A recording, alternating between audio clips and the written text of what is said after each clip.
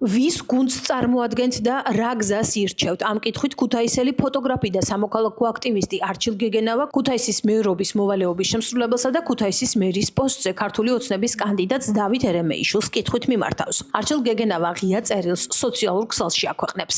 ამ წერილს წერ, იმიტომ რომ საზოგადოებამ დაინახოს სწორად, ვის გუნდს წარმოადგენთ და რა გზას ირჩევთ. ერთ მხარეს დგას გუნდი, რომელმაც ქუთაისს არაფერი გაუკეთა, გელათი დაუნგრია, ბაგრატის ნგრევას და წყლისგან ლპობას შეგნებულად უწყობენ ხელს. გასულ წელს ვიდეო და ფოტო ფაქტების დადების შემდეგ კულტურის იმდროინდელმა მინისტრმა, რომელსაც კულტურასთან არაფერი საერთო ჰქონდა, ვრცელი წერილიც მოგვიწვნა და პოლიტიკურად ანგაჟირებული აქტივისტიც კი მიწოდა ჩემს მეგობრებთან ერთად. ქალაქში მნიშვნელოვანი ნაგებობები ნგრევის პირასაა, მათ შორის რიონის პირა სახლები, რომელთა რეაბილიტაციის დაპირებაც წინა წლებში მივიღეთ ერთ-ერთი გადაყენებული მერის დროს. საერთო ჯამში ამ გუნდმა ქალაქს ღირსება და ფუნქცია ფაქტობრივად დაუკარგა. ამ ფონზე, როგორც ამომრჩეველს და მოქალაქეს, მაქვს რამდენიმე პრინციპული კითხვა. 2008 წელს ომი ვინ დაიწყო? რუსეთმა თუ საქართველომ? რა არის თქვენი პოზიცია? გორის საკრებულოს თავმჯდომარის განცხადებაზე ქართული არმია ხულიგნები არიან, რას ფიქრობთ?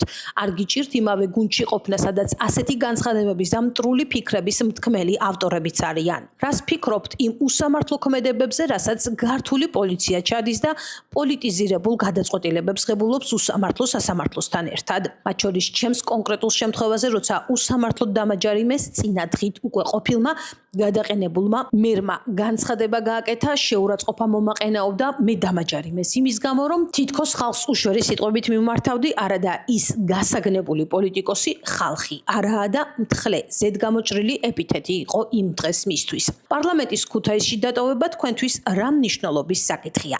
რას თავაზობთ ქალაქს რეალურად გარდა მითიური დაპირებებისა, რაც წარსულში ბევრჯერ მოვისმინეთ ამ შენობასთან დაკავშირებით? მერად არჩევის შემთხვევაში რამდენად იქნებით დამოუკიდებელი? შეძლებთ თუ არა პარტიის ინტერესების წინააღმდეგ წასვლას, თუ ქუთაისის განვითარება პარტიის წინააღმდეგობას მოითხოვს?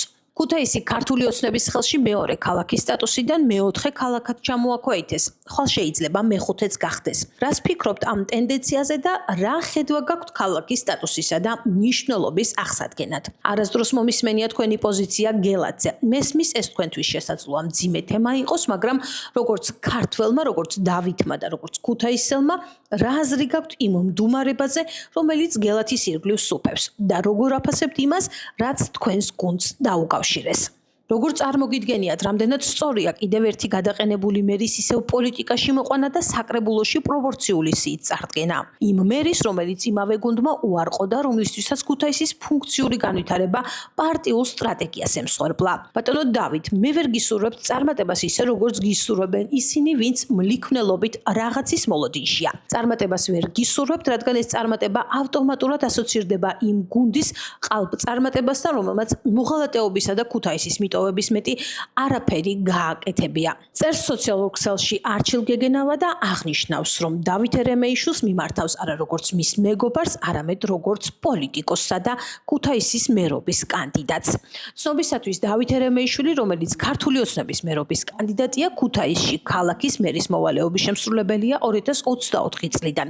ის ამ პოსტს მას შემდეგ იკავებდა, რაც იოსებ ხახალეიშვილმა 2024 წლის საპარლამენტო არჩევნებამდე რამდენიმე დღით ადრე თანამდებობა დატოვა.